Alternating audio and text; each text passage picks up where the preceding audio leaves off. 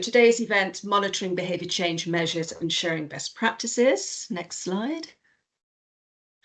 Okay, for those of you who may not be so familiar with the EnR, the European Energy Network was established in 1990, so it's been going for more than 30 years, and it's a voluntary network of 24 national energy agencies with the responsibility for planning, management and review of national research, development, demonstration and dissemination programmes. And the EnR is at the forefront of Europe's drive to improve energy efficiency, increase the use of renewable energy and mitigate the damaging effects of climate change. So ensuring that this is just, and achieves this vision by acting as a bridge between national activities and those of the European community and other relevant international bodies. Next slide. We have 9 working groups in total, as you can see here, one on buildings, energy efficiency, renewable energy, the one on behaviour change, labelling and eco-design, transport. We do have one on monitoring tools as well, on energy efficiency in industry and SMEs, and one on the water and the energy nexus. Next slide. So this event has been organised within the framework of the EnR Working Group Behaviour Change, the working group that I'm currently chairing, together with my co-chair, Adriana Frepsiadi from EST, Energy Saving Trust in the UK. And our main objectives are to keep our members up to date with the latest policy developments and latest work of other relevant networks, capacity building and enhancing the knowledge of our members on the topic of behaviour change, raising the profile of behaviour change amongst policy stakeholders so that behaviour change is considered more systematically within the energy policy design and implementation process, and also to strengthen cooperation with other relevant networks such as the TCP users of the IEA. Next slide. These are our members. So we have currently 19 of our 24 EnR members on board, which is great. And we're very happy that MEKH, the Hungarian Energy Agency, joined us last year. And this year, the Sustainable Energy Authority Ireland have joined, and we're all always open to welcome new members. Next slide. So just to tell you a little bit about some of the monitoring activities we've been carrying out recently within our working group. Last year, we set up a task force on monitoring, which was led by Motiva, the Finnish energy agency, together with ADEN, Portugal, ENEA, Italy, and the Swiss energy agency. And the main activities were that they carried out a survey and then an analysis report, and then presented the results at the workshop at the Behave conference that many of you may have been to last year in November in Maastricht, the Netherlands. The main objectives of the survey were the monitoring of behavioural emergency measures of the energy crisis, and also to identify innovative approaches to monitor behavioural change measures. I have put in the link in this presentation here to the results, so you can have a look at the results of the survey, and you can also look at the link to the report on the workshop that we had at the conference last year. Next slide. So the survey was carried out last year between January and March, and 16 countries responded out of the 24, which is quite a good response rate. Next slide. And here are some of the responses, behavioural campaigns reported from 16 countries, of which we have lots of information if you're interested in having that. Next slide. I'd just like to draw your attention as well to our catalogue of best practices. This was first published in 2021 in conjunction with the EnR Behaviour Change conference. And then we also published an update last year in November with last year's conference, where we included case studies from 14 EnR member countries And this edition has 7 updates on previous best practices and 23 new ones. And here you have the QR code, which you can scan to download this catalogue. And the main types of programme were awareness campaigns, programmes on advice, behavioural intervention, education and research projects. Next slide. And just to highlight a few more publications, here you can see a link to our newsletter, which you're all welcome to subscribe to. And this was a special edition on behaviour change, published in February.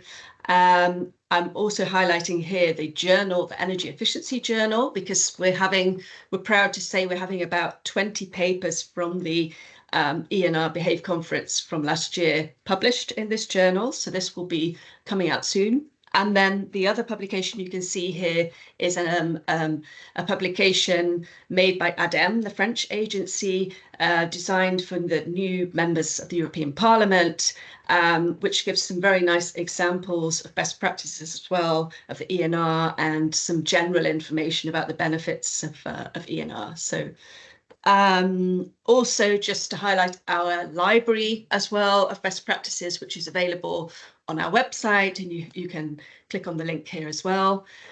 And I would also like to highlight that the Behave conference, the 8th edition, will be taking place next year in Paris from the 11th and 12th of December 2025. And the main theme will be ensuring a just transition to carbon neutrality from energy efficiency to sufficiency, the need for a lifestyle change. Next slide. Yes, so that was my presentation.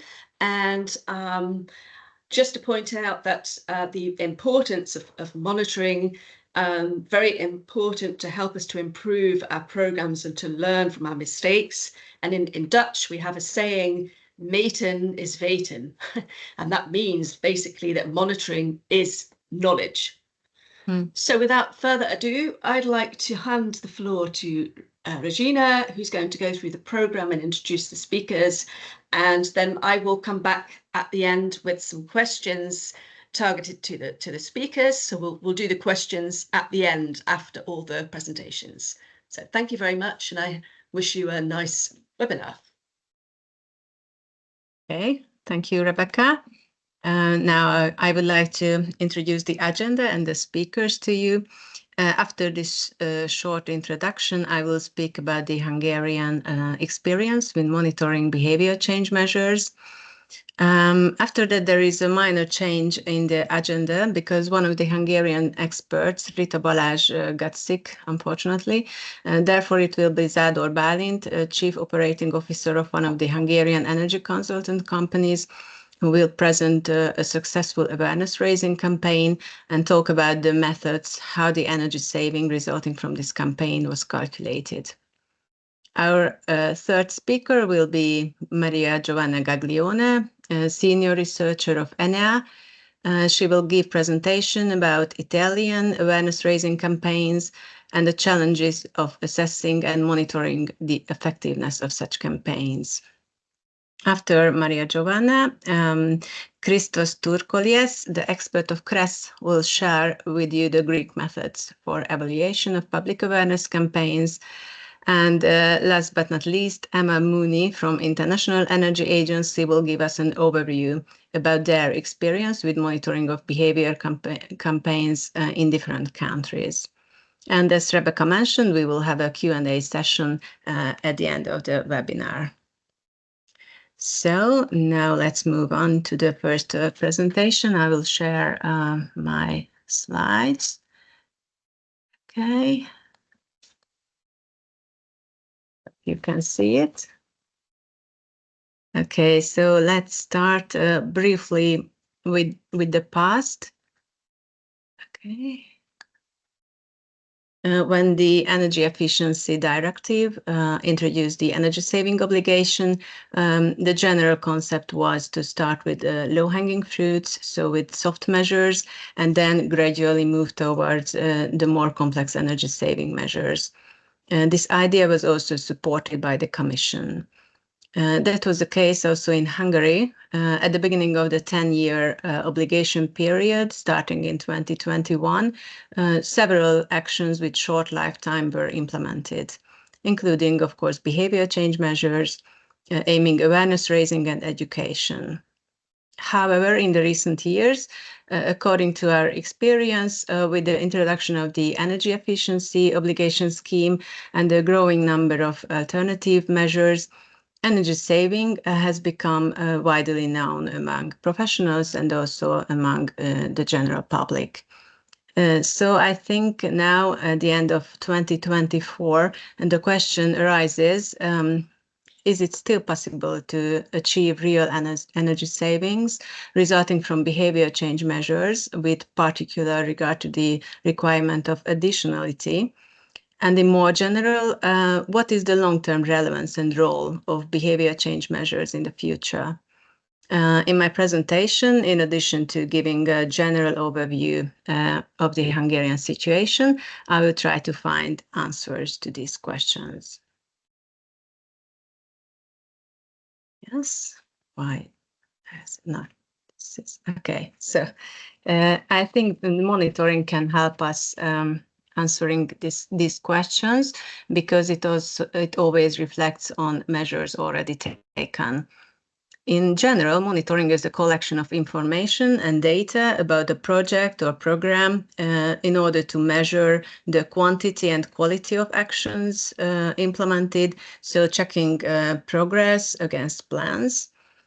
And furthermore, it also measures the outcome of the action, so what changes and impacts have occurred as a result of the action. And monitoring also measures the wider long-term effects and lessons learned to improve future activities. Since the Hungarian Energy Authority, as a public authority, does not implement behavior change programs, I will not focus on the first and third points, but try to concentrate on the second point. So the key issue for us in the area of monitoring is how to calculate the energy savings resulting from different energy efficiency measures, including behavior change measures.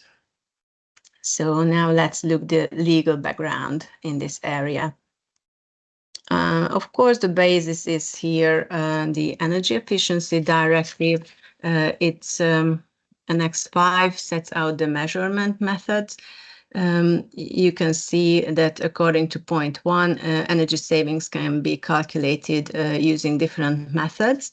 Now we shall, what is relevant here is the green box, because so the surveying method, because in line with the EED, energy savings resulting from changes in consumer behavior can be calculated on the basis of surveys, where the response of consumers to an advice or information campaign is determined.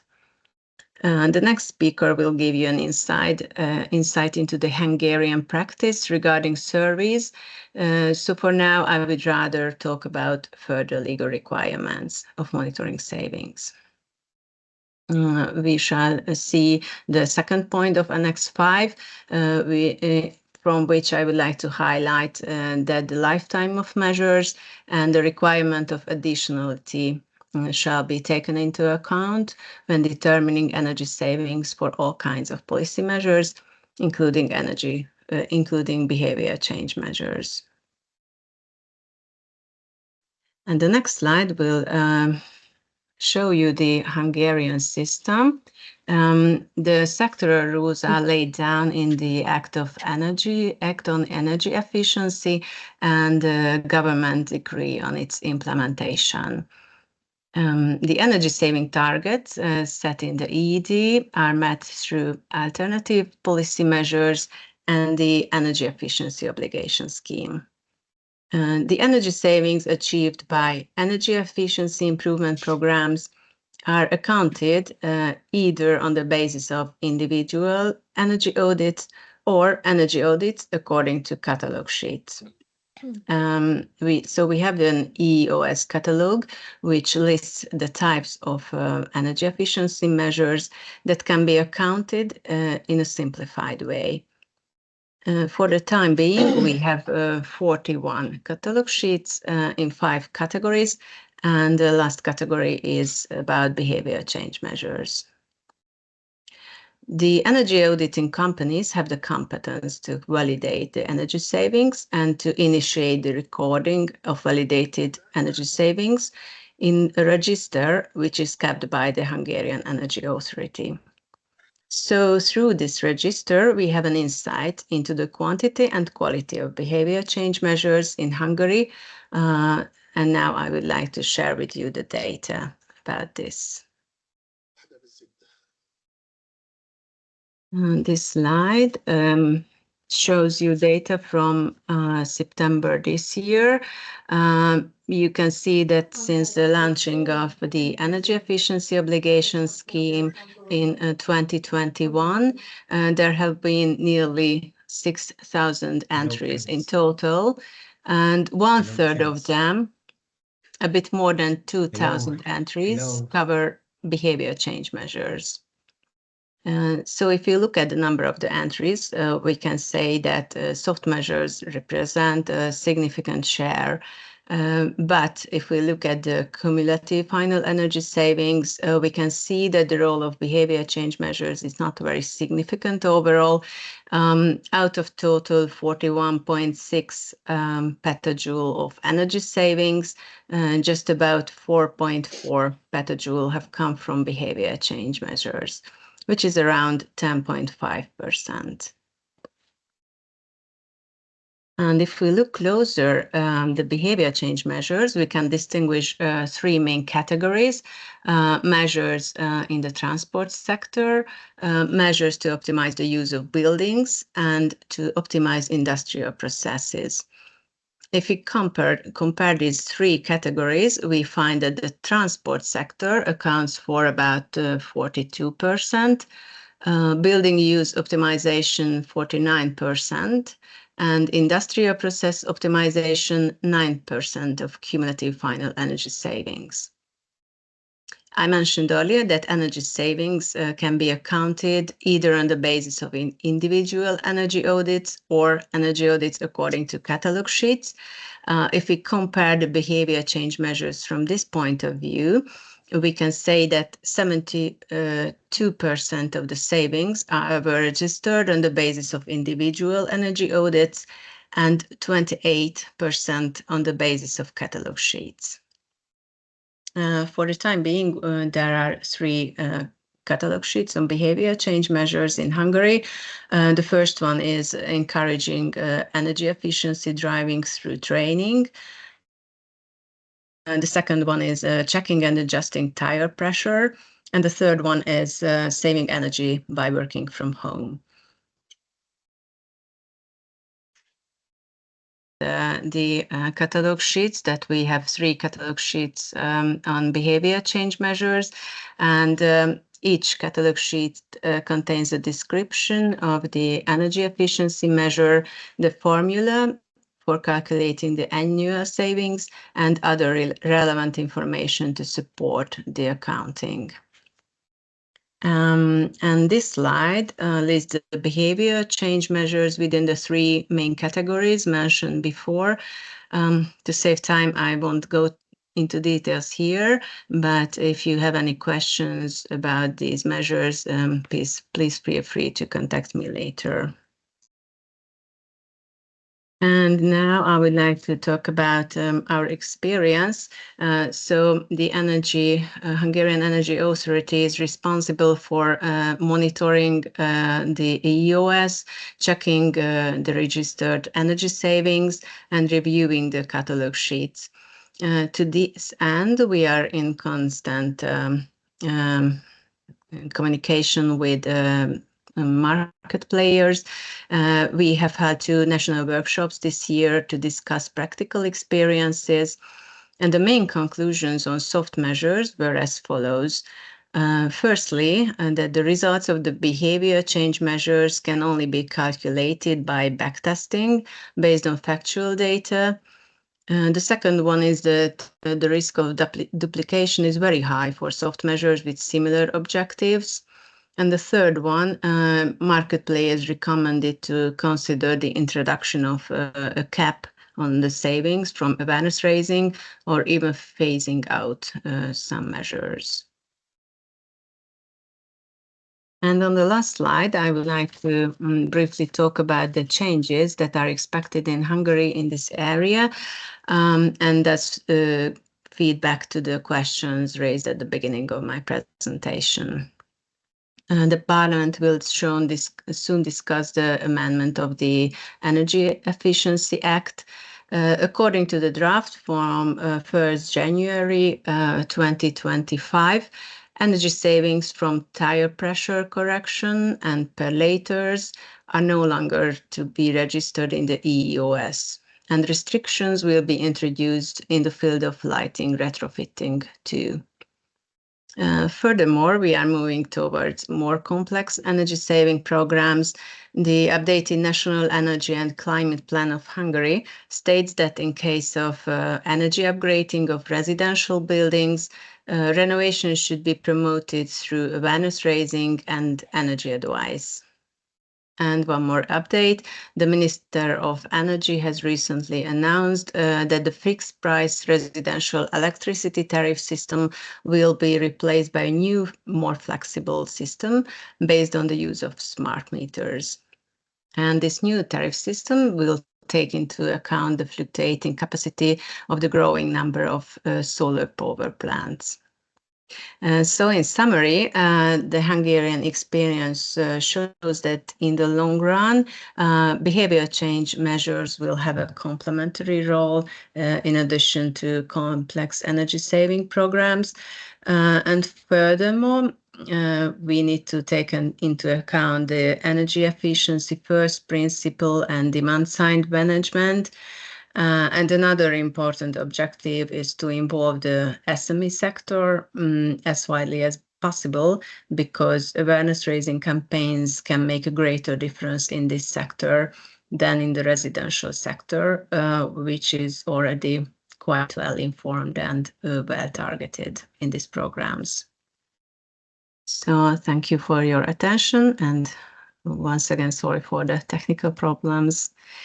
And now I would like to give the floor to the next speaker, Sador.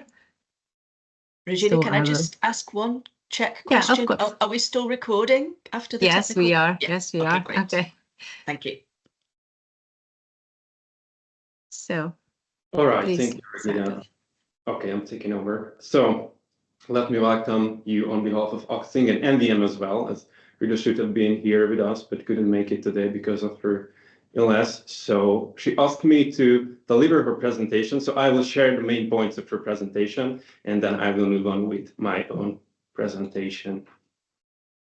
So let me take on my NVM hat. Just a moment.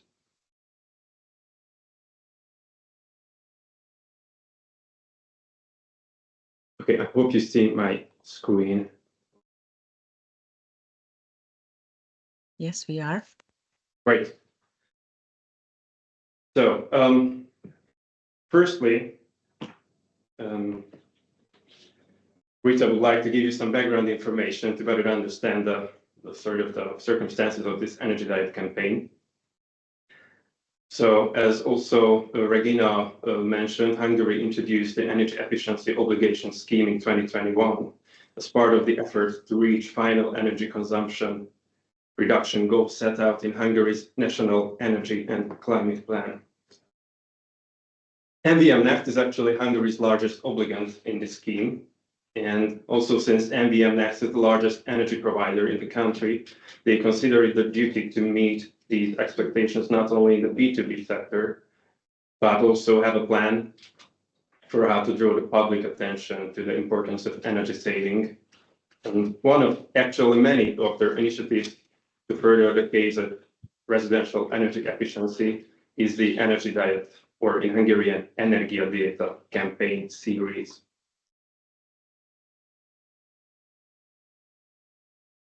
The first campaign was carried out in 2023, and this fall is already the 5th Energy Diet Challenge.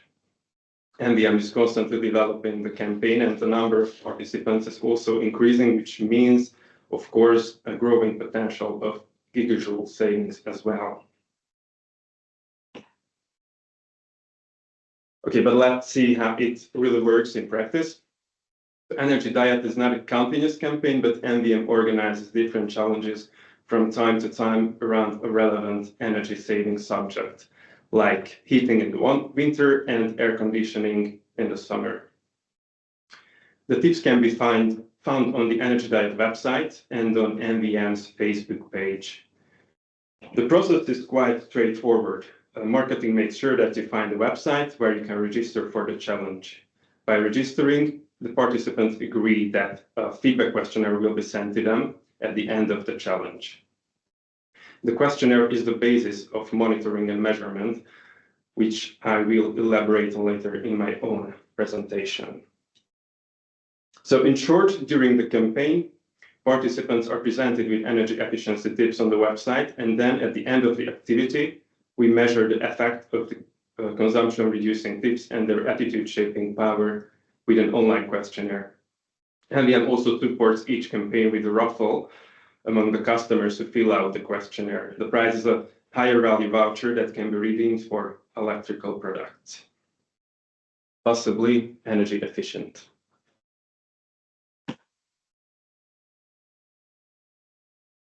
The campaign covers various subjects, from heating to air conditioning, kitchen energy saving, water heating and lighting.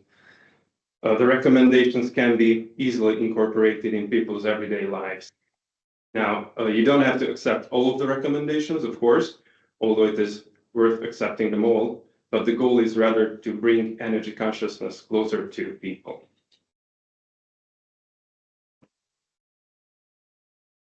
At the end of the challenge, the participants fill out an online questionnaire in which they report on which tip they followed or how they followed them, if at all. For example, you tuned down the temperature in your house, or you chose to take a shower instead of a bath. The answers given in the questionnaire provide data for calculating energy consumption and energy savings. In this way, it is possible to calculate the energy savings achieved by each participant and the total amount of energy saved by all the participants. And the calculations are then performed and verified by the auditor.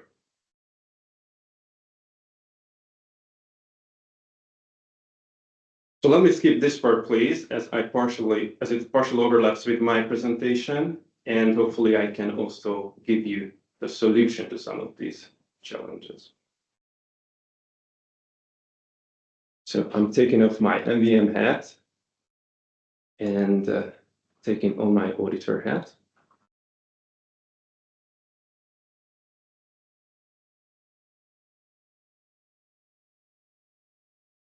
Okay. So let's move on to measurement and monitoring. The starting point of my presentation is also sort of a summary of readers from the viewpoint of the auditor. The Energy Diet is indeed a special initiative from the auditor's point of view as well, especially compared to industrial projects where savings are concentrated in a single, relatively well-defined system. Three important aspects that define its distinctive character are that thousands of households have been engaged in the program since 2023, generating a vast amount of data that also must be handled with care. For example, keeping data protection in mind as well. The Energy Diet campaign takes a sort of a holistic approach with its primary aim to shape attitudes and energy efficiency in households in general, again, compared to more focused industrial projects. And most importantly, it provides specific recommendations regarding almost every aspect of household energy usage. Given these factors and the broad spectrum of recommendations, we need a unique measurement, monitoring, and validation approach. And first of all, a strong cooperation between the auditor and the campaign owner. In the next few slides, I'd like to walk you through our approach, focusing on the three key aspects. Firstly, the foundation of the energy diet measurement methodology is the clear and systematic definition of the baseline energy consumption of each usage area, that is heating, cooling, hot water usage, and energy usage of household equipment.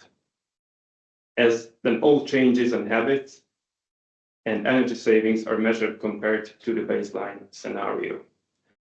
Of course, it is impossible to physically measure each household's energy consumption in such a detailed breakdown.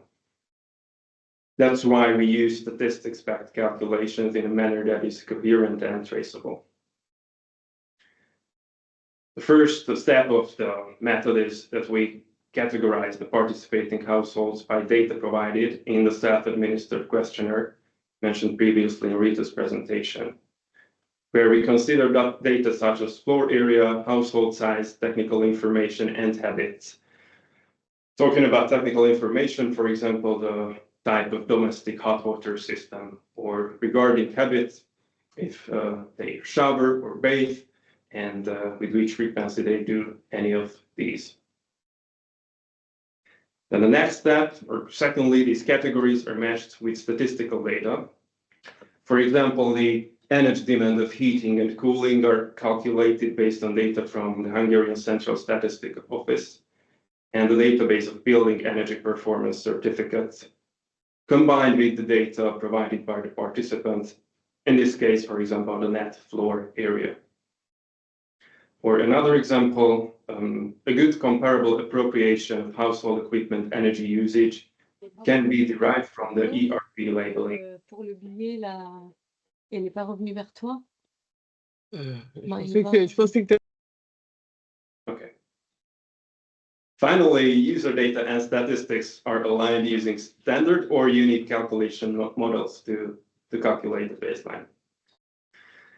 So using statistics enable us to create robust and coherent calculation methods, and it also lowers the burden on the participants when they have to fill out an already quite long questionnaire.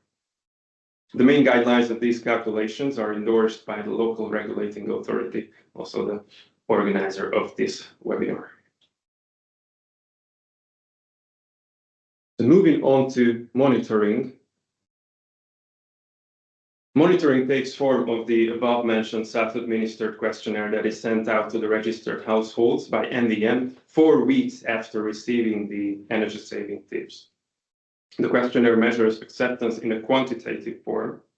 Participants give feedback on whether they follow each tip and also provide exact details like exact room temperature they have set during this 4-week period. So in my opinion, even the act of filling out such a questionnaire acts as an awareness-raising action, as the respondents have to think through their habits and check their settings. It is important to note that qualitative data is not collected, so we don't have information on why one tip is followed or not, and if it is not, is it because of feasibility, comfort concerns, or any other reason? The savings are calculated based on the survey for each household and for each accepted saving tip. Regarding the numbers, intuitively the largest proportion of savings occurs in the area of heating, which is around 80 to 85% of total savings in the campaign, followed by domestic hot water usage with about 5 to 10%, while the rest of the household accounts for another 5 to 10% of overall savings. To protect data integrity and data security, data is generated in a closed database managed by NVM. Then data transfers and calculations happen in a planned and pre-designed, also pre-settled and pre-endorsed way that is not fitted to the actual data. As part of the validation process, the auditor also carries out a spot check basis inspection to ensure all of this. So it is important to emphasize that validation is not just the last step of the process, but it heavily relies on a continuous safeguarding activity that starts already at project initiation with careful planning. Given the complexity of the campaign and the measurement and validation, careful planning is crucial to carry out successful campaign. This is achieved through close cooperation between Oxing and MVM from the birth of Energy Diet. In this teamwork, the auditor's part is mainly ensuring that the campaign is well documented and that in the end all the necessary data is at hand for the savings calculations, so that no surprises happen.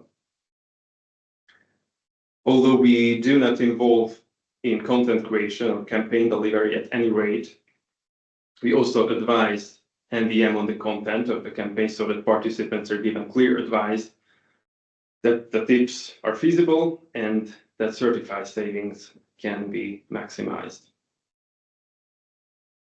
I would also like to emphasize the role of the market regulator that is very important in creating a legally stable environment and providing professional guidance. They have been very supportive of the campaign from the beginning. And we continue to work on with NVM and MEKH on this campaign to improve the campaign and reach a lot more households than we have already reached. Thank you for your attention, and I'm giving back the word to Regina. Thank you, Zador, for this interesting presentation. Although I'm working at the Hungarian Energy Authority, I have already received some new information in this regard. So I would like to give the floor to Maria Giovanna, and as I mentioned, she will talk about the Italian awareness raising campaigns. Good morning, everyone. Thank you, Regina, for inviting me to this webinar. Thank you, Rebecca, for introducing the ENR work. Try to put my presentation. I hope it works. Can you see it? Yes. Okay, let's start. So I will introduce the impact of awareness and behavior campaign, which Italian campaign, which is called Italy in Class A, on energy savings and efficient targets. Difficult to get. Okay, next slide. In the framework of the National Energy and Climate Plan, that for Italy plays a central role in achieving the European Union's climate targets and also the contribution of our country to Paris Agreement. We have the last version, which was released in June 2024, which revealed a very realistic approach in order to get, and the roadmap to get the efficiency goals. And in order to increase energy efficiency, energy savings, and also to promote renewable energy sources. It's a wide program with many goals, but it contains some practical tools. One of them is the National Information and Training Program for Energy Efficiency, which our Ministry of Environment and Energy Security appointed this execution of this program to EnR, which is the Italian Energy Efficiency Agency. This is a very big problem with a timeline which goes until 2030, so with many actions within, with a quite wide budget, of course, and it is included in the National Recovery and Resilience Plan. And also this program is for different target groups, and it aims to promote efficiency and also to get tangible energy savings results. Going back to the plan, the energy and climate and energy plan, this awareness and behavior campaign has some specific targets. It has to achieve at least 0.02 mega-2e, so megatons of oil equivalent per year. So as we can see, these programs, this awareness campaign, are integrated into a strategic plan that can contribute to the achievement of the national energy efficiency goals. It is a very big program, and it has different targets, large companies, SMEs for energy audits, but also for public administration, and also it targets education and schools. Of course, it targets households and vulnerable citizens, or to promote new forms of financing to improve the energy efficiency of buildings. So it's a very wide program, but I will concentrate in this presentation only on the awareness campaign. As I said, we called this broad campaign Un Posso alla Volta, one can at a time. We use this word in Italian as the word can, I can in Italian, has an assonance with the word step. So a passo, one step at a time towards climate goals and energy saving targets. That was the slogan of this campaign. And also we considered this to calculate the impact on energy savings. As it was said earlier by the other presentation, these are savings only for information campaign. The core message is that everyone can do their part, of course, to use energy in a sustainable way, to adopt new practices for energy savings. And we show in this campaign 10 recommendations, 10 simple tips, similar to the Hungarian campaign, for reducing energy demand through curtailment behavior, so energy savings, and efficient behavior, that's to say, to use new technologies in order to improve energy consumption and the management of energy use at home or in other places, in order to tackle excessive or wasteful energy consumption, as I said, or improve the living conditions with an efficient use of energy. We also stimulate to install, for example, photovoltaic panels, or to reduce gas consumption. I must admit that Italy is still a lot, we use a lot gas, and it's very difficult to change the habits, in particular in heating and in cooking. So this is a big challenge for the future in order to make this change to electrification. Or to replace appliances and air conditioners with high efficiency models, installing LED lighting. This is a part of efficient behavior. As you can see, this is the guide with the tips. I will get later in details. But get back to the methodology. Measuring the effectiveness of information campaigns is a very complex challenge, because as we can evaluate the results from behavioral change, it requires adequate tools to monitor the achievement of objectives. Normally we do with the surveys, but maybe it's not sufficient. An approach that we adopted in Italy during the previous 3-year period of the campaign was a quantitative methodology to estimate energy savings that was based on the average energy consumption per person. We have this data from our authority for energy, the number of individuals reached by the campaign, and the rate of change in behavior. As I said, it's a big challenge. As Rebecca introduced, we are going to also on the European level with the working group on behavior change. We'll try to get monitor all the behavioral campaigns and to find a new approach in behavioral measures, as we did with the first part of the monitoring working group.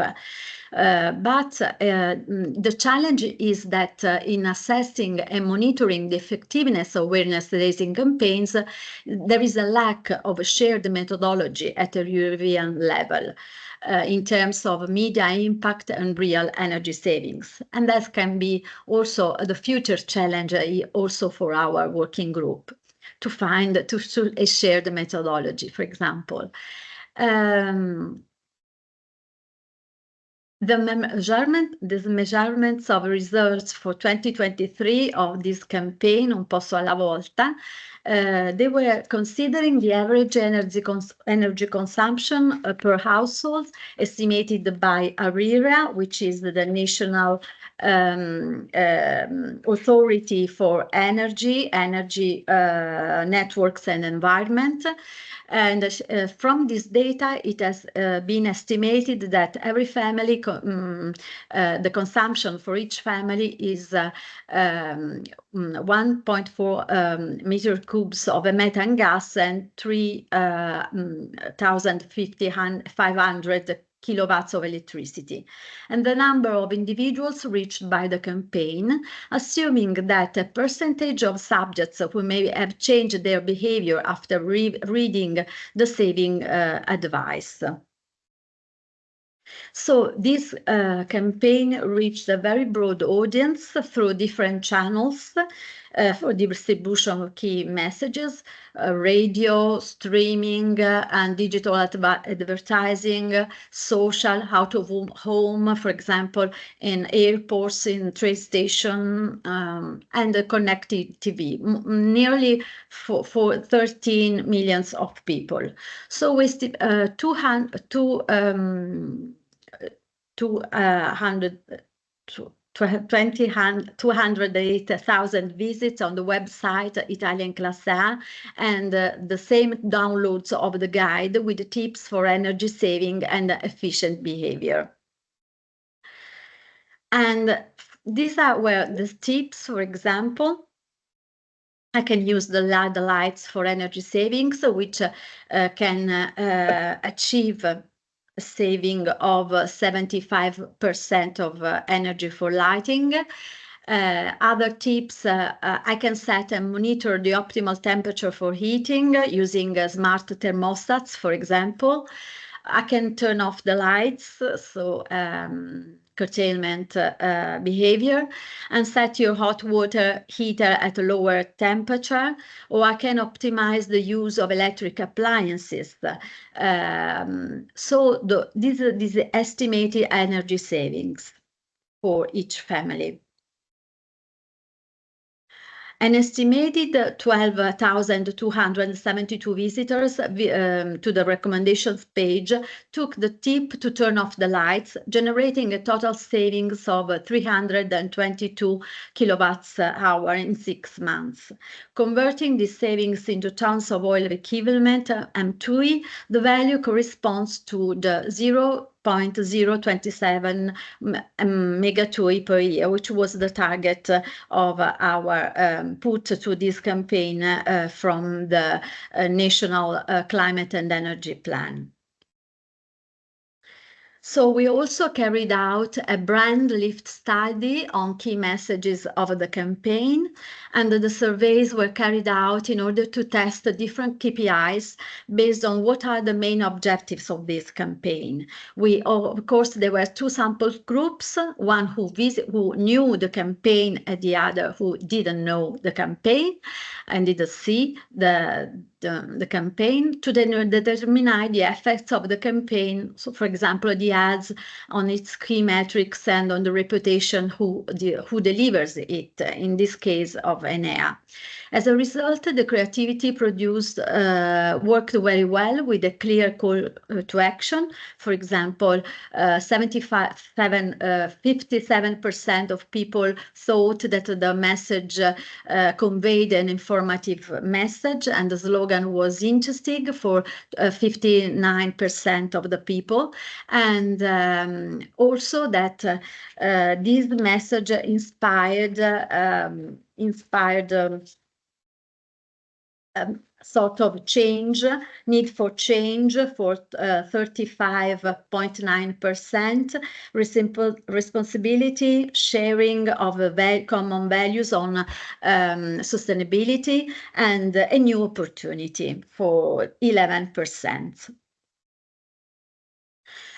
Just to finish our consideration that this campaign, like many awareness campaigns that support energy efficiency programs that uses behavioral insights, have a general and also a tailored communication through social media to training and information activities that are of the cognition type, that they're based on the assumption that increasing citizens' energy literacy will change their habits in energy use. But after many years of experience on the field, we can say that information is not sufficient to sustain behavior change in the long term. So the main challenge is to sustain behavior change in the long term, because behavior is also a social process with the neighborhood, with the local communities. That's why in the framework of this program, we also carried out other action on a smaller scale, not only this broad awareness campaign. But in order to make highlight of this presentation, that information and training program on energy efficiency shows the combination of awareness raising action with financial incentives and the promotion of sustainable technologies, and that this mix can concretely contribute to the achievement of the energy efficiency objectives set by this national climate and energy plan for Italy. But the challenge is that an accurate measurement and monitoring activity of the results represents a crucial steps to ensure these positive effects in the long term, to assess the behavior change and the energy savings in the long term. So this is our main challenge for the nearest future. And as Rebecca said, monitoring is knowledge, and we hope to share and increase our knowledge in the future. Thank you for your attention. Thank you, Maria Giovanna, for sharing this very interesting and long-term program for us. And for me, it was really valuable that you raised the idea of developing a shared methodology for calculation of energy savings. I think it could be a common goal for the whole ENR network, so we can work on this in the future. And now I would like to give the floor to our next speaker, Christos, who will talk about the Greek methodology. Thank you, Regina. Thank you very much for providing me the opportunity to present our Greek experience in quantifying the savings from Agor's raising measures. Just a moment to open my presentation.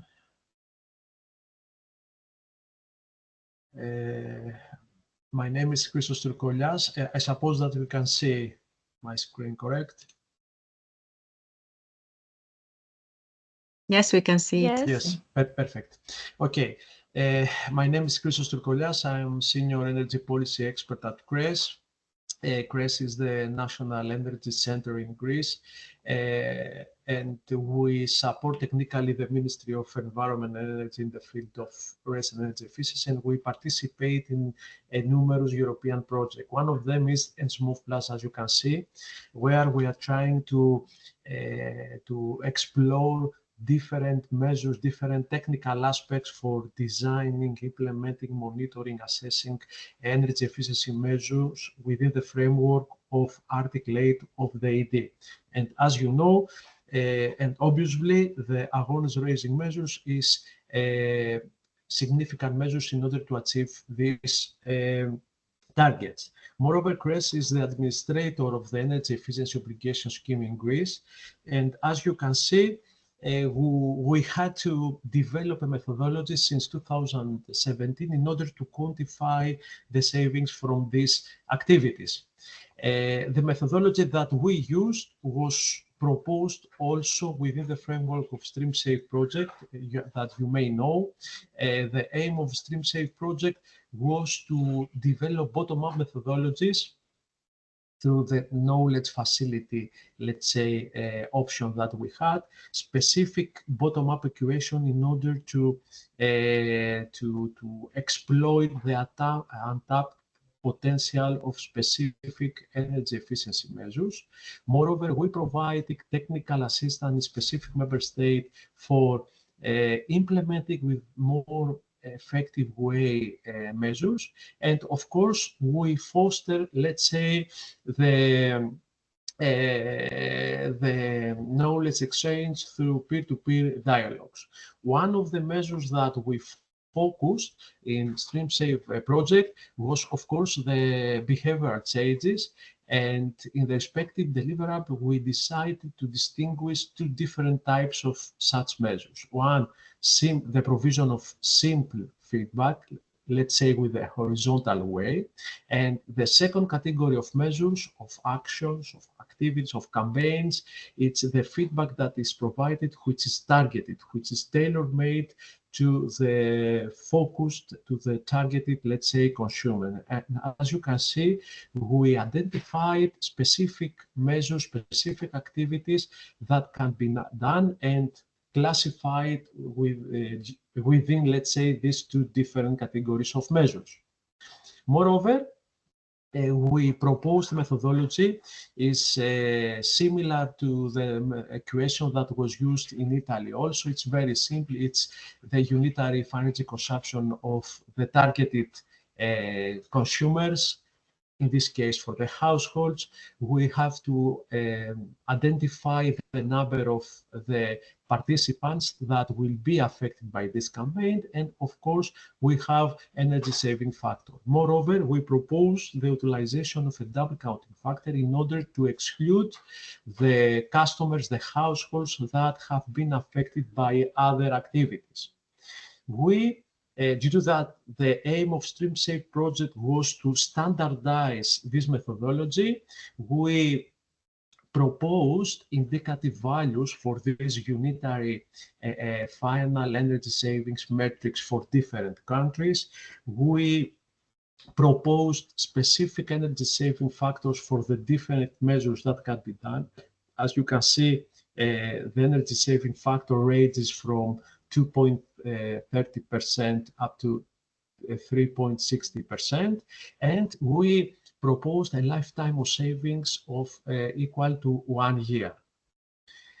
As I mentioned, in Greece, we launched the Energy Efficiency Obligation Scheme in 2017, and we had as main, let's say, target to foster, to support the obligated parties to implement awareness-raising measures. The reason was that we did not have other alternative measures in order to implement, let's say, horizontal awareness-raising measures in Greece, and we believe that the obligated parties are more, let's say, effective approach in order to conduct this activity, because due to the entrepreneurial, let's say, activities is closer to the consumers. For this reason, we developed in 2017 a methodology is similar with those that was proposed within the framework of StreamSafe project. We specified the unitary energy consumption. We had to identify the number of the participated, let's say, customers, to identify the number of the affected. But as you can see, we introduce another two coefficients in these equations. The first one is a factor in order to remove from the affected consumers those that have been affected by similar measures that have been implemented by other obligated parties in the same year. And the other coefficient was the affected previous year, due to the fact that we assumed that the lifetime of these measures is 2 years. So in the case of horizontal measures, there is a possibility a person that was affected in the previous year to participate in the campaign that will be conducted the next year. So in this way, we wanted to subtract this number of customers from the same. And as you can see, we have different equations for existing consumer customers and for non-existing consumer customers. In these tables, you can see the predefined values that we proposed as administrator in order to quantify the delivered savings. And due to the fact that we did not have information about the number of the affected, let's say, customers, we decided in 2017 to carry out a survey in order to have some quantitative estimate about this figure. We cooperated with the PPC, which was the largest electricity supply in 2017. In 2017, PPC represented, let's say, almost all the household customers, and we persuade this obligated party to distribute a leaflet through the electricity bills. And after 1 month, we carry out this survey in order to quantify the percentage of the customers that was affected by the campaign from these obligated parties.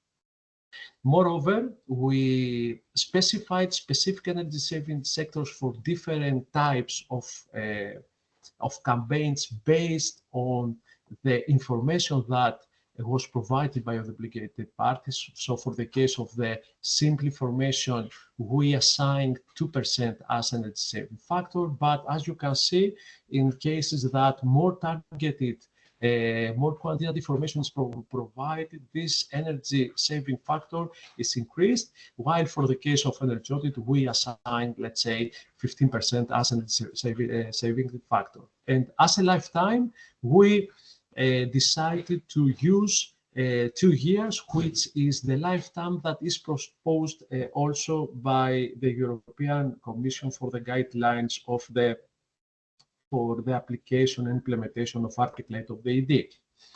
Finally, for the first period of the Greek Energy Efficiency Obligation Scheme from 2017 up to 2020, we managed to quantify the delivered savings from awards raising measures. As you can see, the delivered savings were equal to 50% of the total cumulative savings for the EO, but even though this percentage seems to be very high for the Energy Efficiency Obligation Scheme, if we estimate based on the total cumulative savings, including also the alternative, this percentage was 10%.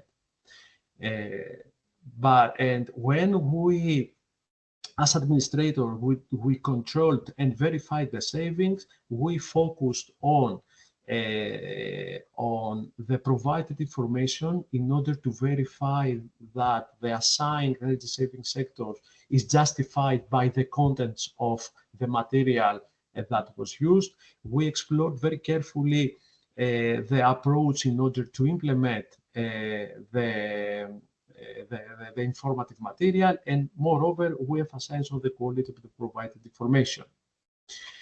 In 2023, when we started the second period of the energy efficiency obligation schemes up to 2030, we decided to carry out again the survey in order to verify the coefficients, all these figures, all these metrics that we used in this equation in the previous scheme.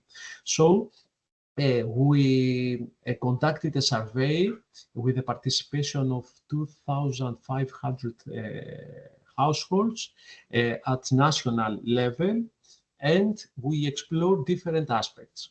Again, we had a similar question compared to 2017 in order to estimate the share of the consumers that read the distributed leaflets by the obligated parties. And as you can see, 44% of the consumers admitted that read these leaflets, and this percentage in 2023 was slightly higher than the respective one in 2017, 38%. Moreover, we had another question in order to estimate their willingness to adopt the energy savings information tips, advices that are presented in the distributed leaflets. And as you can see, 80% of the households claim that are willing to implement these advices, and the percentage was slightly lower than the respective one in 2017 survey, which was equal to 84. But as you can see, the estimate is considerably higher. Due to the massive, let's say, utilization of the social media from the obligated parties, we decided to examine an additional question in order to quantify the share of the households that read the energy saving information which is provided through the social media. And as you can see, 48% of them say that yes, they read it, and it is important to see that this percentage is slightly higher than the respective one for the case of the leaflet. I would like to remind you that this percentage was equal to 44%. Moreover, more than 80% of them are willing to adopt the energy saving information that is provided through social media, and we can determine that this percentage is similar, such in the case of the leaflets. Moreover, we wanted to explore additional aspects which are related generally with the implementation of the energy efficiency measures, such as the spillover effect. So we had an information that what is the possibility for the participated households to pass all this gained, all this received information experience to another person. And as you can see, 80% of the participants say that are willing to disseminate, to spread the positive experience, and obviously to affect other other households. And this percentage was slightly higher than the respective one in 2017, which was equal to 75%. Moreover, we try to somehow to assess with an ex-post approach the effectiveness of the energy efficiency obligation scheme. And we had a question where we concluded that 44% of the participants admitted that the energy efficiency obligation scheme and the obligated party had a beneficial impact on changing their behaviors, obviously through all these awareness-raising measures. And moreover, due to the fact that we have in the respective equation this coefficient, we had an information, we had a question in order to estimate the number of the households that they have been approached by more than one obligated parties during the same year, and we determined that this percentage was equal to 42%. If you remember, in the coefficient we had 20% for the existing customers, and approximately 40% for the non-existing consumers. So we verified that the utilized coefficient was rational.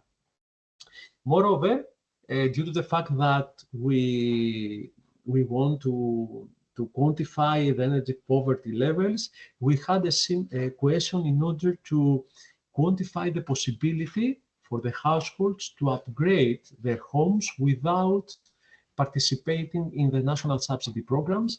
And as you can see, only 20% of them seems to have possibility higher than 50% intending to renovating the house without any economic support from the state. And it is impressive that 55% declared that there is no possibility to upgrade without any public aid, demonstrating the impact of the energy poverty levels and the necessity to implement and design and implement focused and targeted programs for energy poverty. So we used the results of this survey in order to update and revise the bottom-up equation in order to quantify the savings from these awareness-raising measures. I would like to add that we have similar also equations for the awareness-raising measures for the case on transport sector in order to see how these awareness-raising campaigns may affect the consumption of the households for the transportation needs. And we continue the implementation of this, let's say, measurement protocol. So, yes, we admit that according to Annex 5 of the ED, for any campaign, it is recommended to apply a surveyed method, as it's called. But in order to decrease, let's say, the administrative burden, we decided, yes, to carry out a survey in order to estimate the savings from such campaigns, and using the conclusion, the outcomes of this survey, to develop a standardized approach and standardized bottom-up equations, which is used by all the obligated parties in order to estimate the savings. So, according to our experience, it's very crucial to carry out these surveys on a regular basis. I think that 2-3 years on time interval is a very effective, let's say, approach in order to monitor these changes in the behavior of the consumers. And it is important to understand all the aspects that affect the behavior, because we have an exogenous parameter such as COVID, such as energy crisis, such as other, let's say, incidents additionally to the energy efficiency measures that are implemented. It is important to assess with an ex post approach the actual impact of these awareness-raising measures, and of course it is important to standardize and simplify the approach in order to be applicable and feasible from the obligated parties to use it. Thank you very much for your attention. Thank you, Christos, for your detailed and informative presentation about standardized calculation methods and the bottom-up approach. I think it was very good to bring in this new aspect that the effects of other campaigns and factors should be also considered when we calculate the energy savings resulting from behavior change measures. And now let's move on to our last speaker, to Emma Mooney. I would like to give the floor to you. And in the meantime, thank you for your questions. You can still raise questions in the chat section during Emma's presentation. Great, thanks. Can you see my screen? Yes, we can see it. Great, and it's in presentation mode, hopefully. Firstly, thanks for all those amazing presentations. I'm really glad to hear it's been recorded, because I think I'm going to have to go back and listen to them a few more times and get all of the wealth of information that's in there. And I think some of the points that you have made will come across through this presentation, hopefully. So when we look at monitoring of behaviour campaigns, the behavioural changing campaigns in different countries, I'm just going to give a not moving. Just 1 second, sorry.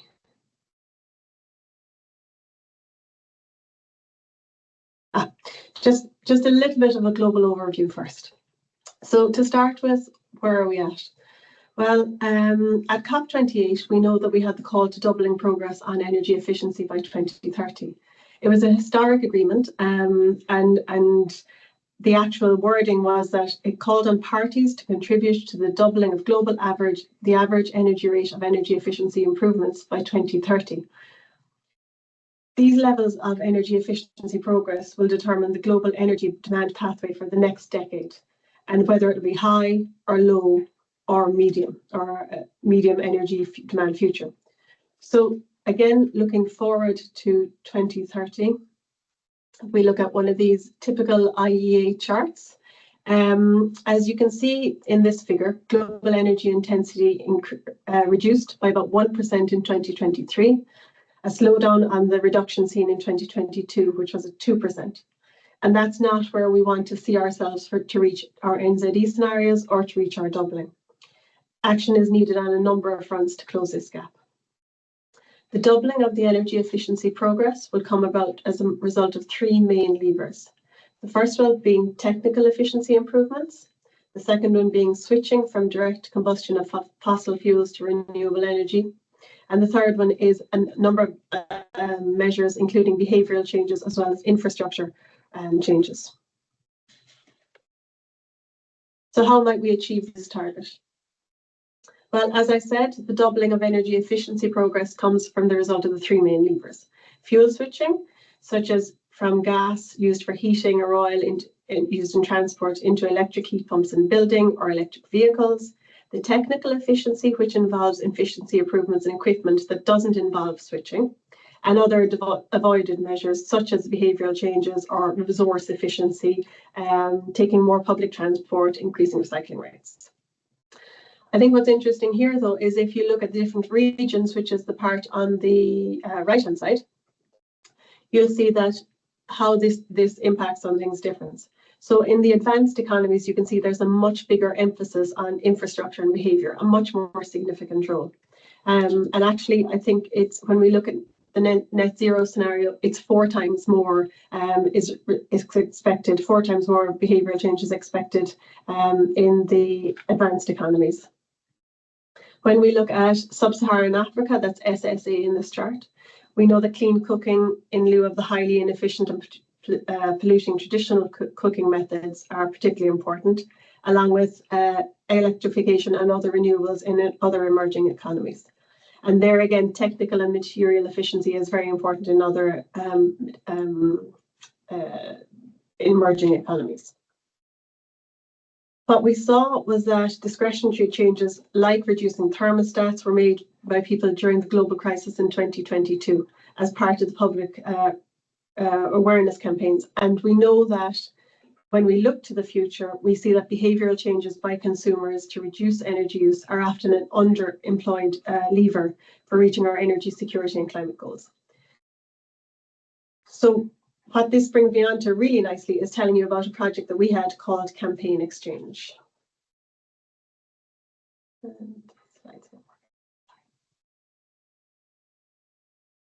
So what was Campaign Exchange? So following the Russian invasion of Ukraine and the resultant energy crisis, a number of countries put behavioural campaigns into place to help citizens, as you all know and as you're all aware, of course. But when we look at what could have been done differently, or was there anything that could be learned from that? And this was the genesis of the Campaign Exchange project. That was a task through the users TCP of the IEA, and it was led by the IEA. The task it took 1 year, so we only did it over a 1 year time period, and we had 9 participating countries. You can see them here. We had Australia, Belgium, Canada, Finland, Ireland, the Netherlands, Sweden, Switzerland, and the United Kingdom. The aims were to create a collaborative community of practice, to facilitate informal knowledge sharing and exchange of experience among the countries, to collect campaign case studies, to develop a policy guidance for campaign design and evaluation based on the examples from different contexts, and to identify potential areas for future collaboration. And one of the things that came from this project was called the Emerging Best Practices Report. So the Emerging Best Practices was based on interviews that we had with the participating countries, on the meetings and the questionnaires that we sent out with the participating countries. Again, we had 2 workshops that we conducted with them as part of the project. And then we also analysed other campaigns from different countries and from different sectors. It was divided into 3 main sections. And again, I think this reflects a lot of the presentations that we had earlier on. So you'll see things that hopefully resonate. The first part was the campaign design, and that was about setting up a dedicated team to determine the goal, the audience, and the message of the campaign. The second part was the campaign implementation and promotion, and that was again about using the most effective channels and methods to communicate the message. And then the third part was the tracking, and this was assessing the effectiveness of the campaign to inform the potential adjustments in any future phases and to justify time and resources. And today we're going to focus on the tracking part of that.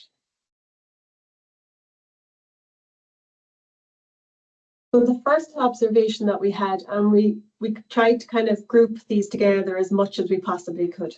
The first observation that we had was that tracking immediate campaign results can help tailor the message. So several governments reported that monitoring the immediate campaign results, including things like the number of website visits, clicks, and impressions on social media, that can be used to inform policymakers and implementers on whether certain links to resources are being used more or less than others, and whether they result in certain spikes in web traffic. So how people are engaging with the campaign. Additionally, what we saw was that web analytics can be used to see the engagement with different parts of the site. For example, if you were tracking how many people went on to look at awareness, and then you could see how that flowed to where people were looking for the direct supports that were available to them. So we were able to see where one action could lead to another, or one engagement could lead to another action, or lead on to potentially engagement with another part of the information you're trying to get across. It could also highlight, I think, where things weren't working. So that would lead to the redesign of a website or the redesign of a part of a campaign to make sure that you had that engagement. We saw that conducting surveys, both online and in person, can help obtain more qualitative data and better understand people's attitudes. And it can see where they're receiving their data from. Where are they getting their information from? Is it from the website? Is it from the radio? What type of source do they have for their information? We also saw that quantitative can show you how many people are engaging, and qualitative insights can inform about the messaging and help us to adjust those messages. A very good example of this was the Irish case study, which you might be familiar with already. But in their case, they used the results of monitoring to inform their policymakers and their stakeholders. They had an organisation called the Irish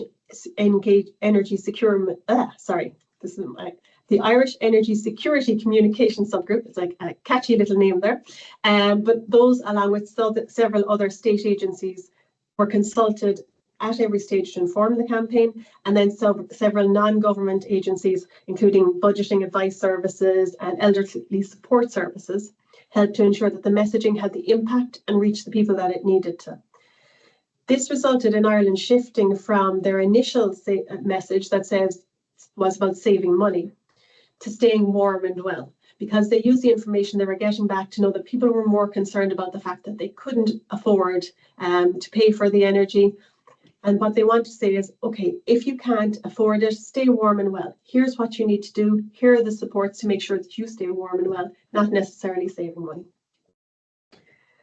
One of the things that they came back to us with was that they found that it was difficult to measure the direct effect of the campaign on behaviour and on energy consumption, because when surveys tracked self-reported behavioural change, they didn't measure the actual household consumption in real time, and that wasn't possible for them.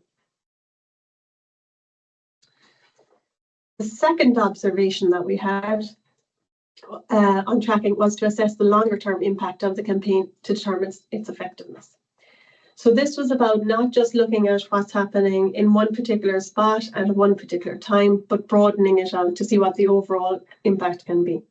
Some countries worked with utilities to gather information, and they looked at the weather, for example, to understand the levels of savings that had been achieved and to reveal the impact of the behavioural campaigns. They had in-depth studies that looked at energy consumption behaviour during the campaign and how that could provide insights into broader consumption patterns. Surveys that took that looked at long-term campaign results were used to give additional perspectives. The second point there we had is on a data collection protocol that can help define some of the tracking mechanisms to measure and assess the impact of campaigns, but we'll come on to this a little bit later.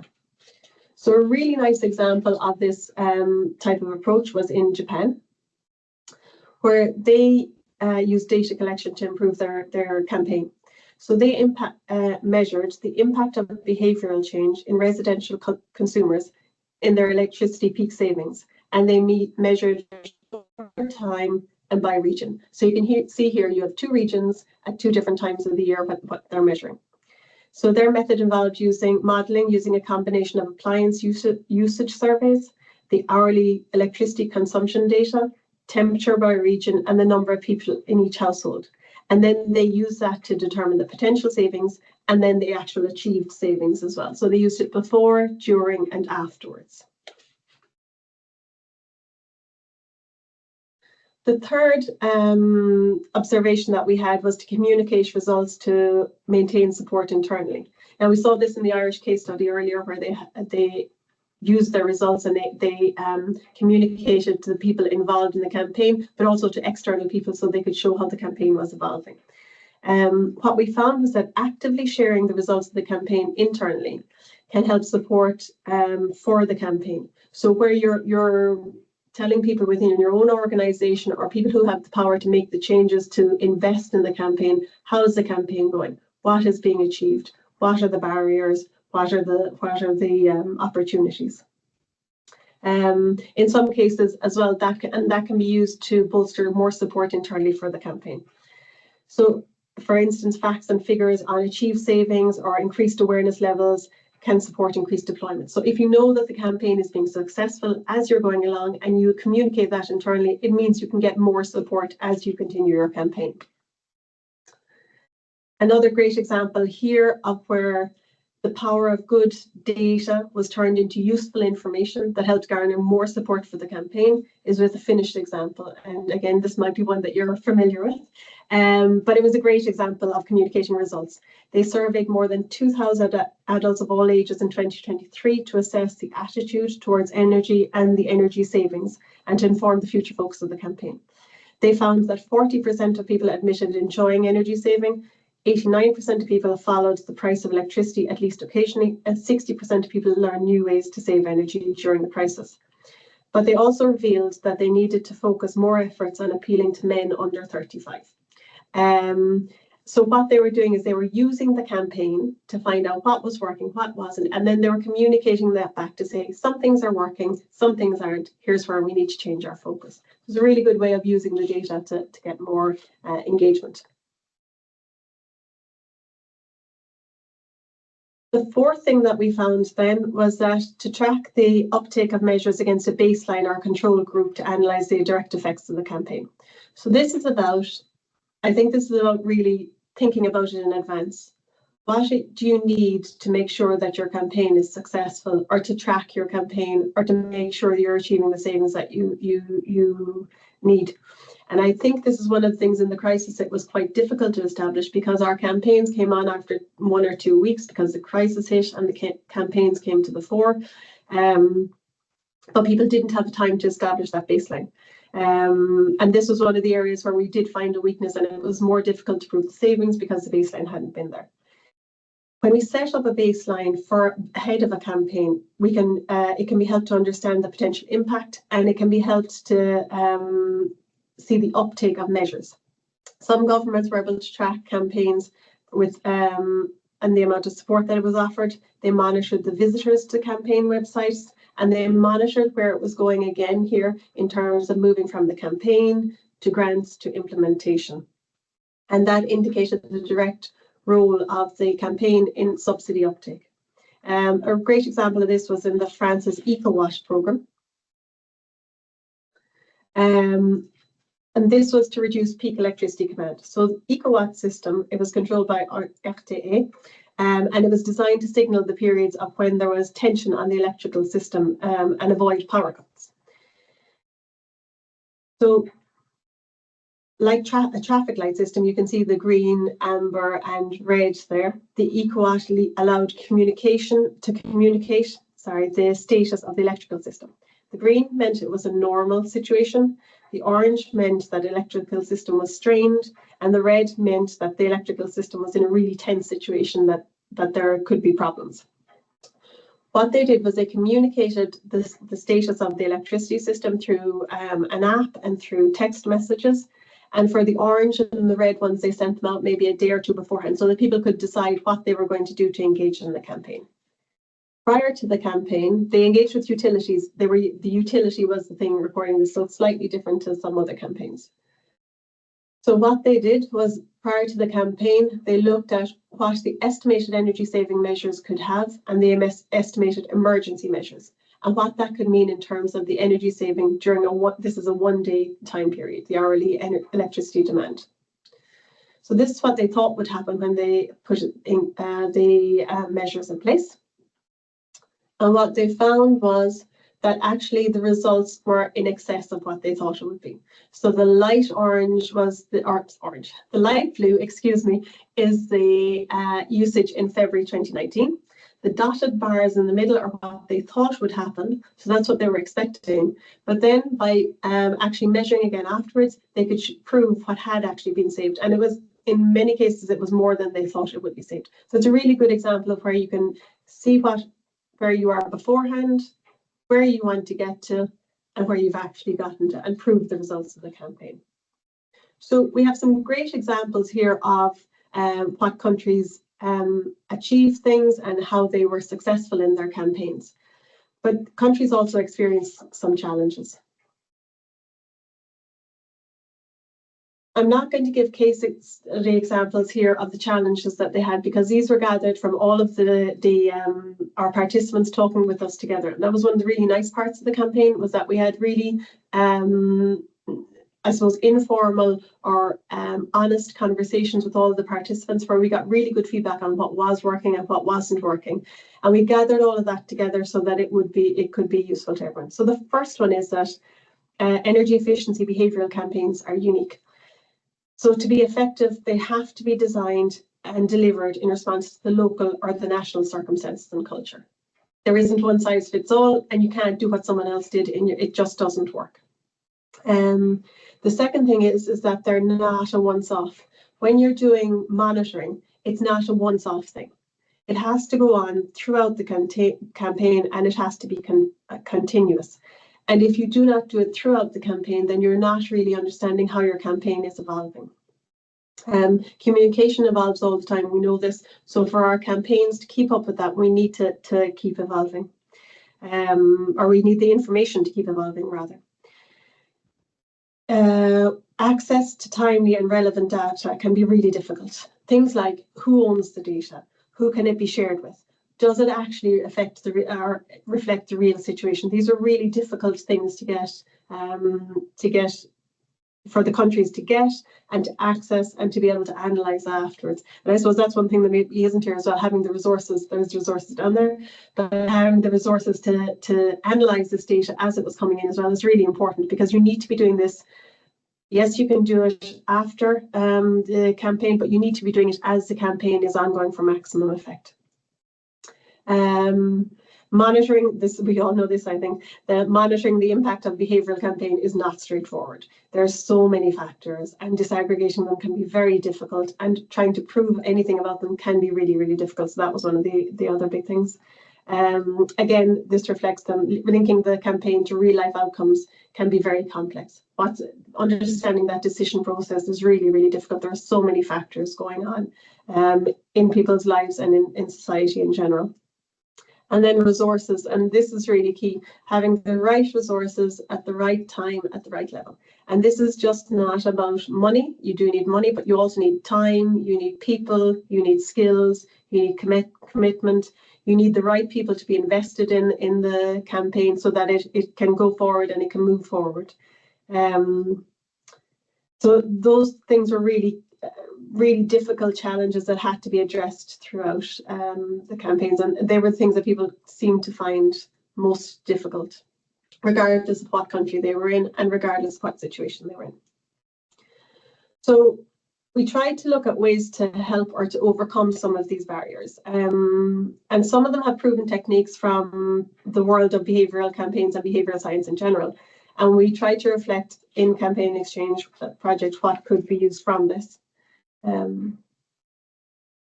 So the first thing that we found was, at the beginning, it's really important to create a blueprint of what can be measured and what needs to be measured, and to create a narrative around the effectiveness and the impact of a campaign. And this can be done through the process that's called a theory of change. Where possible, having a theory of change can change the entire delivery and the output from a campaign. The second thing is you need to determine what data is required. What is needed to track the progress, to show the impact, and again, to tell the story of a campaign. Campaigns are generally stories, so you need to generate stories around them so you can tell the impact of the campaigns. You need to identify the existing sources of data that you have, so you can have statistics, you can have government surveys, previous campaigns, whatever it is. What are the existing data sources that you have? And then move on to what are the ones that you need to get? What are the new sources of data you need to get? What do you need to measure? How are you going to do it? Do you have the resources? What time do you need to do it at? So this can be things like surveys. It can be working with utilities like they did in France, or it can be through focus groups. There are lots of different methods of doing this. And again, these are all very specific to your own country and your own situation, which again is why the theory of change is so important, because it gets over that one size fits all. The next thing is you need to establish the monitoring and evaluation framework. I think this needs to be built in as part of the design, that there is a monitoring and evaluation framework and that there are key steps to it. So this is a really important thing that we found as well. How are you going to record the data? How are you going to analyze the data? And how are you going to report the data? So turning the data into information and messaging that you can get to get support in your campaign and to put your message across. Again, the quality and data handling is really important as well. The data needs to be really robust and it needs to be reliable enough to be trusted at the point of use, and when it's being used, it has to be trusted. And finally, then you need to have a review and evaluation of the data collection and analysis process. This is just with all good data sources. You have to review and evaluate them. And then perhaps you have to start all over again. But when you start all over again, hopefully you have better insight, you have a more targeted approach, and hopefully you have stronger buy-in from government and from citizens. And with that, I have a few little websites there, and just thanks very much for the great presentations, and back over to you, Regina. Thank you, Emma. It was nice to get a global overview about behavior change programs after hearing about methodologies and experience of separate countries. And I think it was very valuable that you shared your observations about campaign tracking. So thank you again. And now I would like to give back the floor to Rebecca. And I think we can start now our Q&A session. Okay, thank you, Regina, and thank you to all of our speakers for your very interesting presentations. A lot of information to digest, and thank you for that. I see there's quite a few questions coming in the chat, some of which have been answered, some of which haven't. So I suggest we first of all take a question for each of the speakers, and then we'll go through the questions in the chat afterwards. So I'd like to direct the first question to Regina. So looking ahead, what are some emerging trends in the field of behaviour change monitoring, and how might advances in artificial intelligence, machine learning, or big data analytics improve the effectiveness of monitoring? Yes, so the surveying method and self-administered surveys were mentioned by many speakers. I think it is one of the most important monitoring tool for us in the area of behavior change measures. And I think in this regard, these new techniques could be very helpful. For example, Emma mentioned that we can adjust messages based on information gathered from web analytics. So we can track the engagement, and we can better understand the attitude of consumers, and we can adjust the messages much better. So I think AI could be helpful in this way, and also in another regard, namely self-administered surveys could be so it have the weak point that sometimes the respondents not really understand the questions. So they would need more clarification, and if they answer separately, they don't have the opportunity to ask back. And in this regard, also the AI could be helpful, I think, to better clarify the questions and to gather more information from the respondents. Okay, thank you very much. Now we have a question for our other Hungarian speaker, Zador. Once again, thank you for your presentation. And the question is, does a change in behaviour need to be sustained over the long term in order for an intervention to be considered successful, in your view? And have you been able to monitor impacts over the long term? And if so, what have been the challenges? So thank you for the question. And yes, of course, we aim for long-term attitude shaping, and that's true for NVM as well. So I also speak on their behalf. Yes. What is difficult, of course, that at the moment, or especially in the case of energy diet, we don't have the tools to monitor the long-term changes. So we have there's one point in time when we sent out the questionnaire and we get the answers, and that's where we measure like a one-time energy saving, but we don't have the tool right now to monitor on the long term. Actually, that's why it's also important that the campaign is carried out each year again and again, so that the message gets to the households and to the participants over and over again. And also in the EEOS scheme, so this energy efficiency obligation scheme, there are long-term and short-term savings, certified savings. And of course, all these measures are accounted for as short-term savings. So each year we have to start a new campaign and generate new savings. Okay, thank you very much. Now we have a question for Marzivana from EnR. Thanks once again for your presentation. And the question is, have you ever faced the challenge of isolating the impact of behaviour change programmes on a specific behaviour from other factors? And if so, have you overcome this challenge? Thank you, Rebecca, for your question. Yes, indeed, it's very difficult to separate behavioral factors during the campaign.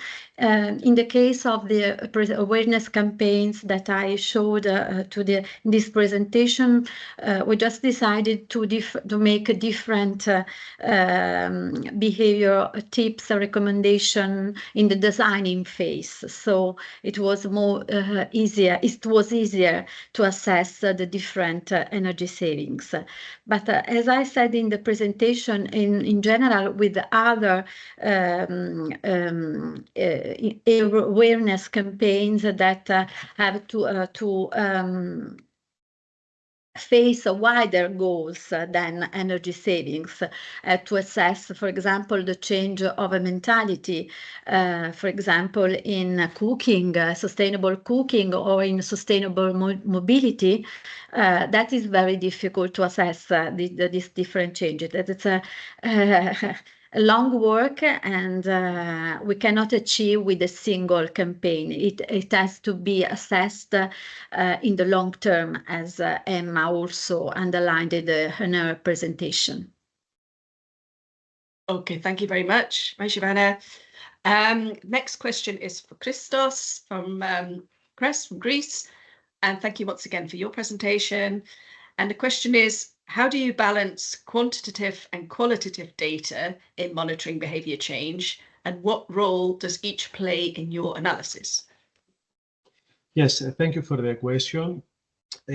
As I said, inevitably, as administrator, we give priority on the quantitative estimate, because somehow we have to quantify and deliver and declare to the Commission the actual energy savings. But it's important for us also to check and other qualitative data. As I said, as administrator, we assess the contents of the informative material, the approach that is used in order to persuade, to engage the customers, and other quality, let's say, related aspects, because we believe that obligated parties is the most effective means in order to engage all of this, and it is beneficial. And as you saw from our results in the survey, we assessed if the involvement of the obligated parties is beneficial. We try to assess other qualitative aspects. But okay, the focus is on the quantitative because this must be declared, but we continue this way. Okay, thank you very much. Moving to Emma Mooney from the IEA. Thanks again for your presentation, Emma. And the question is, how do you define success in behaviour change programs, and how do you translate these definitions into measurable indicators?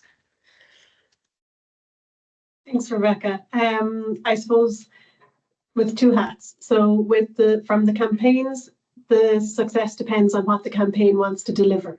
So it can be, do you want to reduce energy? Do you want to reduce your peak? Do you want to save your energy? Do you want to be warming well? Do you want to increase engagement? So I think defining success is determined on what metrics you set at the beginning and what your goals are. So that will change.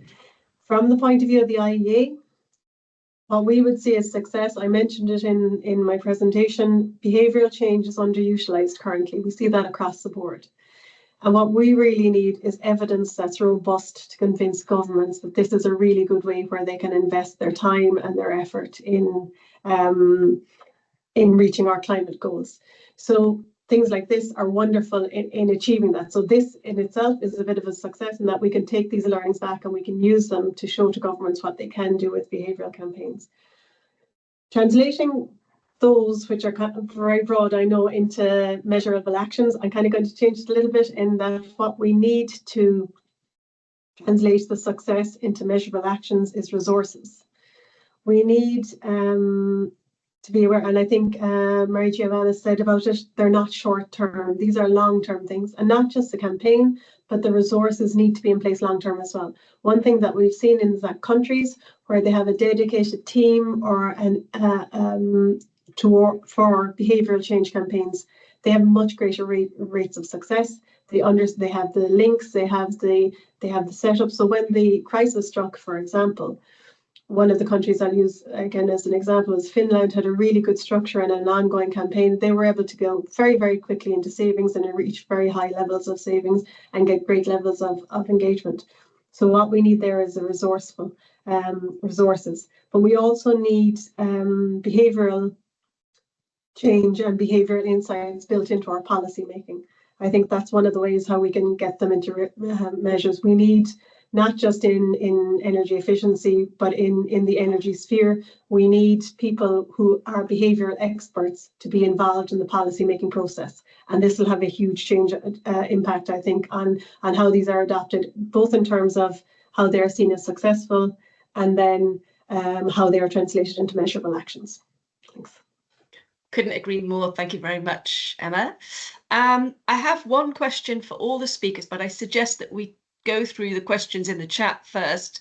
I may need your help as well, Regina, because some of them I'm reading here for the first time. But I see we'll start with the question from Samuel Thomas from the IEA ATCP users, and he had a question for the Hungarian presenter. He says here that interesting presentation, a couple of quick questions. What percentage of participants do you survey to calculate the count? Wait a minute. To calculate the counterfactual, do you have a control group? And if not, do you use historic consumption data and take account of external temperature variation? Yes. Yeah. So regarding the percentage of participants surveyed, so in case of the Energy Diet campaign, all participants have to register on the website, and everyone gets the survey. So everyone gets this questionnaire, and they have to reply and send their responses to this questionnaire. And if they don't, then no certified savings is generated for them. So it's like sort of we survey 100% of the participants that we take into account in our calculations. So in short, I would say 100%. Of course, there is a churn rate, so not everyone sends back their questionnaire. Rita could give a more precise number, but it's around 50 to 60% of the whole registered number of participants. Regarding, there was another question, temperature variation. Yes. So this is, yeah, so this is, that's not really relevant in our case, I think, because we measure the savings inside 1 year. So we take the baseline as a general baseline, and we calculate the savings compared to that, which is, there are no changes in outer factors, I think, throughout the time when we do the calculation. So I think that's not really relevant to us. I don't know if that answers the question, but in this case, it's not that relevant. Okay, thank you. And I see another question on the Energy Diet Challenge. I didn't quite understand if participants in the Energy Diet Challenge had to provide their own energy consumption data, or if there were alternative methods used to obtain this information. Could you clarify how this data was collected? Yes, I tried to lay out in my presentation, we work with statistical data mostly. So we don't collect consumption data, and mostly because participants, so we try to collect in some cases, but it turned out that participants give usually wrong numbers. So we try to stick to numbers that they can provide, like floor area or household size, and then pair that with statistical data, and that's how we do our calculations. Okay, thank you. Then there was a question from Marijana. Have you collected data on the penetration of LED? Is it still realistic to change the lighting systems to LED? And Marijana, who was this targeted at, the question? Yes, thank you. Actually, no, we just took this recommendation to use sorry, yes, sorry, carry on. Okay, to use this LED light for energy savings, assuming that this was the 75% of energy for lighting that we can save using this with the 25 of energy savings, but we didn't assess how many people did change the LED. I don't know if it was the question, but we assessed only the energy savings that we could achieve by substituting lighting with the LED lights. Okay, thank you. And then there was another question for you. Thank you for presenting an inspiring scheme. Could you explain how the energy saving rates associated with the individual behaviour actions are calculated? For example, 15% savings, I think, from turning off lights. Because as I said, we had as a reference the energy consumption of lighting for each household, so which we took this data from the Italian regulatory authority, and this tip that was the simplest tip, turn off the light when it's not needed. We calculated it was the 15% of saving of the whole energy consumption of these households, and it was calculated on the people that downloaded the guide and followed this tip, as I explained in my presentation. Okay, thank you. Then there's a question for Christos. The stream save approach is great at setting out the factors that should be considered, and your survey is asking all the right questions. Do you have any plans for using metadata to compare the stated preference information you have from the surveys? Yes, generally we want somehow to validate this. The problem is that we do not have metadata for a lot of countries, such as, for example, Greece.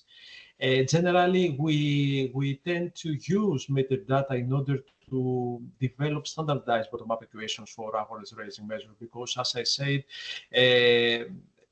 especially for the countries that they do not have a lot of metadata, somehow a more applicable and feasible solution must be found. So this is the problem for Greece. It's a very good idea, but for the case of Greece, it's not applicable to control it. Okay, thank you. And another question for you. Are you planning to adjust your methodology? For example, introduce new discount factors in order to take into account the results of your new survey? Yes, we think that the developed equation is very robust. As I said, through the new survey, we revised specific coefficients and we validate, let's say, the effectiveness of the previous one. So our intention is to reconduct this survey every 2-3 years in order to monitor and to update this coefficient.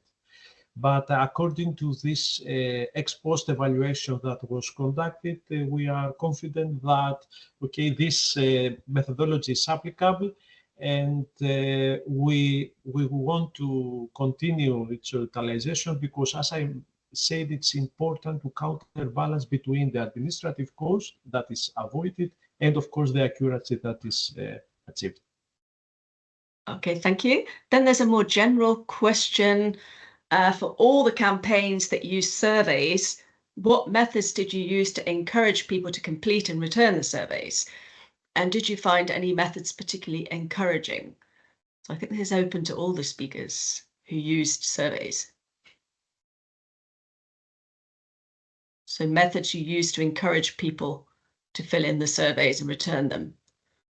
So in case of energy diet, in case of energy diet, there's a raffle. So they the raffle. They can win a quite big prize. And what kind of prize? It's a voucher. You a can voucher. buy. Yeah, it's a voucher for an online market. Okay, and any other methods? In Greece, the obligated parties decide different means in order to persuade the customers, consumers to participate.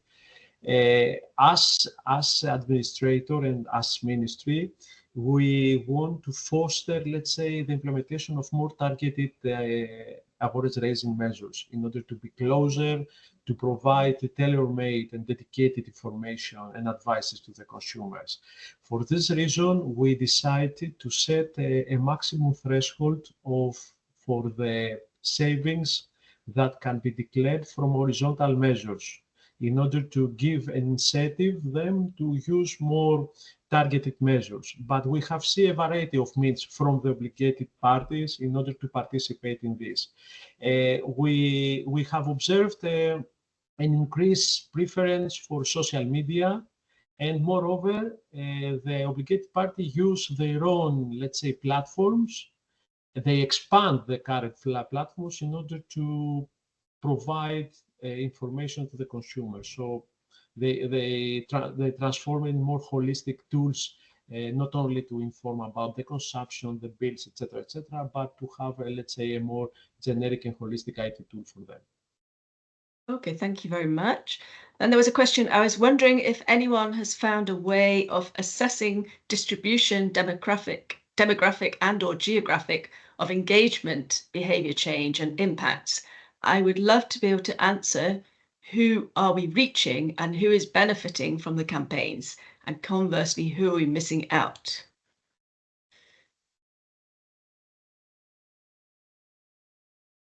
So we're addressing distribution, demographic and geographic of the engagement.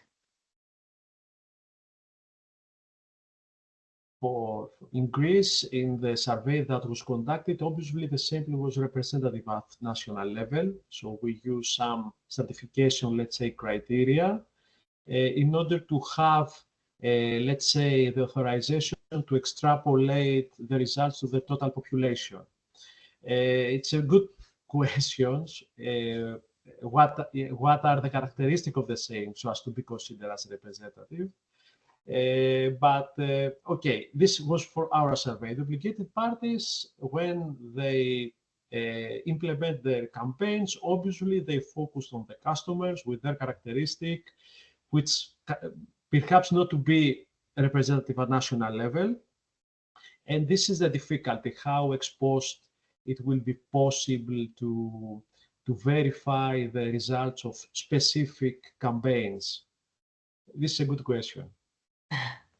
Okay, thank you. Then I see a message from Emma. So she says thank you very much, and she had to leave, and she's put in a link here to the campaign exchange task, but we will put this link in the short summary of the whole webinar that we'll post on the EnR website, along with the presentations and a link to the recording.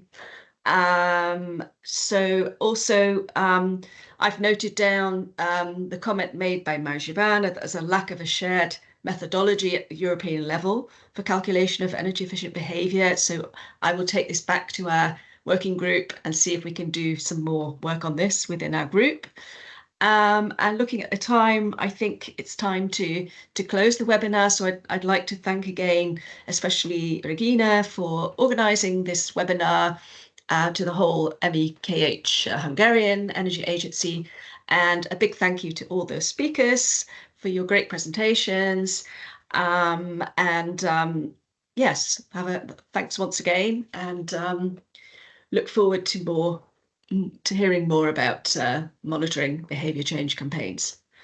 Okay, thank you very much, and enjoy the rest of your day. Thank you. Very much. Thank you very much. Bye, bye everybody. Goodbye. Bye everybody. Bye. Thank you. Thank Bye-bye. you. Bye.